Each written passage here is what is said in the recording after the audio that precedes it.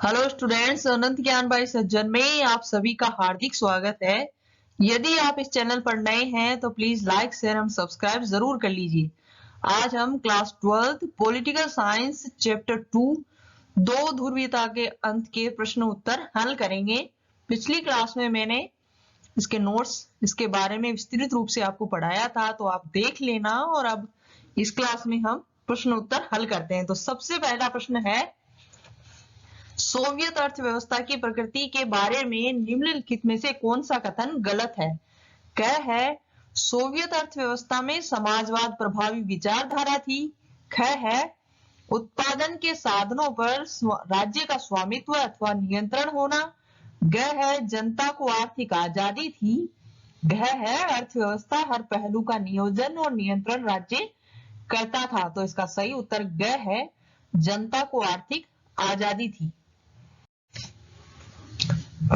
प्रश्न नंबर 2 है, निम्नलिखित को कालक्रमानुसार सजाएं। क है अफगान संकट, ख है बर्लिन दीवार का गिरना, ग है सोवियत संघ का विघटन, घ है रूसी क्रांति। तो इसका उत्तर है सही। इसमें सबसे पहले क्रम में आएगा क रूसी क्रांति, ख है अफगान संकट, ग है बर्लिन दीवार का गिरना और अंतिम है घ सोवियत संघ का विघटन। प्रश्न नंबर 3 है, निम्नलिखित में से कौन सा सोवियत संघ के विघटन का परिणाम नहीं है? क है संयुक्त राज्य अमेरिका और सोवियत संघ के बीच विचारधारात्मक लड़ाई का अंत। ख है स्वतंत्र राज्यों के राष्ट्रकूल CIS का जन्म। घ है मध्य पूर्व में संकट और इसका सही उत्तर है घ। क्वेश्चन नंबर 4 है, निम्नलिखित में मेल बैठाएं। पहला है मिखाइल गोर्बाचोव, जिसमें क है सोवियत संघ का उत्तराधिकारी, शॉक थेरेपी। दूसरा जिसमें ख है सैन्य समझौता। तीसरा है रूस सुधारों की शुरुआत। चौथा है बोरिस येल्सिन आर्थिक मॉडल। पांचवा है वारसा रूस के राष्ट्रपति। तो इनका आपस में सही से मेल बैठाएं। इसका उत्तर है पहले में मिखाइल गोर्बाचोव, जो है सोवियत संघ के उत्तराधिकारी। दूसरा है शॉक थेरेपी अर्थात एक सैन्य समझौता। तीसरा है रूस जिसमें सुधारों की शुरुआत। चौथा है बोरिस येल्सिन आर्थिक मॉडल। पांचवा है वारसा सैन्य समझौता। तो ये बिल्कुल सही है। प्रश्न नंबर 5 है, रिक्त स्थानों की पूर्ति करें। क्या है सोवियत राजनीतिक प्रणाली की विचारधारा पर आधारित थी। ये किसकी विचारधारा पर आधारित थी? समाजवाद की विचारधारा पर आधारित थी। ख है सोवियत संघ द्वारा बनाया गया सैन्य गठबंधन वारसा पैक्ट था। ग है साम्यवादी अथवा कम्युनिस्ट पार्टी का सोवियत राजनीतिक व्यवस्था पर दबदबा था। घ है मिखाइल गोर्बाचोव ने 1985 में सोवियत संघ में सुधारों की शुरुआत की। है बर्लिन दीवार का गिरना शीत युद्ध के अंत का प्रतीक था। प्रश्न नंबर 6 है, सोवियत अर्थव्यवस्था को किसी पूंजीवादी देश जैसे संयुक्त राज्य अमेरिका की अर्थव्यवस्था से अलग करने वाली किन 3 विशेषताओं का जिक्र करें? उत्तर है पहला, सोवियत अर्थव्यवस्था समाजवादी अर्थव्यवस्था पर आधारित थी। दूसरा है सोवियत अर्थव्यवस्था योजनाबद्ध और राज्य के नियंत्रण में थी। तीसरा है सोवियत अर्थव्यवस्था में भूमि और अन्य उत्पादक संपदाओं पर आधारित थी। प्रश्न नंबर 7 है, किन बातों के कारण गोर्बाचोव सोवियत संघ में सुधार के लिए बाध्य हुए? उत्तर है गोर्बाचोव निम्नलिखित कारणों से सोवियत संघ में सुधार के लिए बाध्य हुए। पहला है सोवियत संघ में धीरे धीरे नौकरशाही का प्रभाव बढ़ता गया तथा पूरी व्यवस्था नौकरशाही के शिकंजे में फंसती चली गई।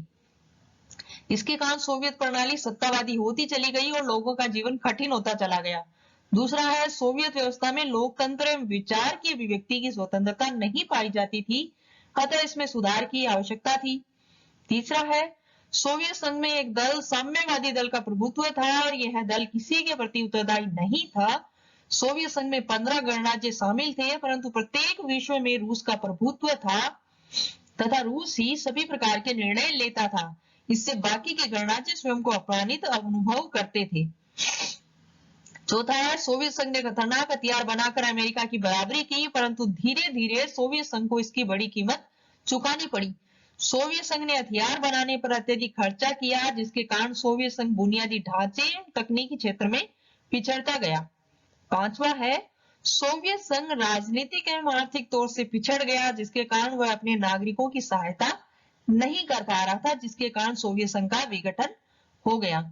तो ये जो निम्नलिखित कारण थे, इनके कारण वे सुधार करने के लिए बाध्य हुए। गोर्बाचोव इन कारणों के कारण सोवियत संघ में सुधार करने के लिए बाधित हुए। छठा है 1989 में अफगानिस्तान में सैनिक हस्तक्षेप के कारण सोवियत संघ की अर्थव्यवस्था और भी कमजोर हो गई, जिससे कि सोवियत संघ में निर्यात कम होता चला गया और आयात बढ़ता गया। प्रश्न नंबर 8 है भारत जैसे देशों के लिए सोवियत संघ के विघटन के क्या परिणाम हुए? उत्तर है सोवियत संघ के विघटन के बाद विश्व राजनीति में महत्वपूर्ण परिवर्तन हुआ और सोवियत संघ के विघटन के बाद विश्व में अमेरिका ही महाशक्ति रह गया। इसके कारण अमेरिका ने भारत जैसे विकासशील देशों को सभी प्रकार से प्रभावित करना शुरू कर दिया। अमेरिका विश्व में महाशक्ति थी, इसके कारण भारत जैसे विकासशील देशों की भी यह मजबूरी थी कि वे अपने विकास के लिए अमेरिका के साथ चले।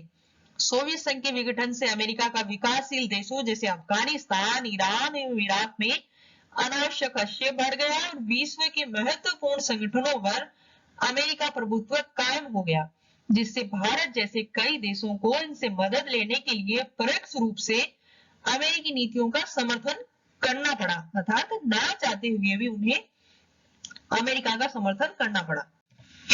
प्रश्न नंबर 9 है शॉक थेरेपी क्या थी? क्या साम्यवाद से पूंजीवाद की तरफ संक्रमण का यह एक सबसे बेहतर तरीका था? इसका उत्तर है सोवियत संघ के पतन के बाद रूस, पूर्वी यूरोप तथा मध्य एशिया के देशों में साम्यवादी से पूंजीवादी की ओर संक्रमण के लिए एक विशेष मॉडल अपनाया गया, जिसे शॉक थेरेपी अर्थात आघात पहुंचाकर उपचार करना कहा जाता है। विश्व बैंक एवं अंतरराष्ट्रीय मुद्रा कोष द्वारा इस मॉडल को अपनाया गया। साम्यवाद से पूंजीवाद की ओर संक्रमण करने के लिए यह बेहतर तरीका नहीं था, क्योंकि पूंजीवाद सुधार तुरंत किए जाने की अपेक्षा धीरे धीरे किए जाने चाहिए थे। एकदम से ही सभी प्रकार के परिवर्तनों को लोगों पर लाद कर उन्हें आघात देना उचित नहीं था।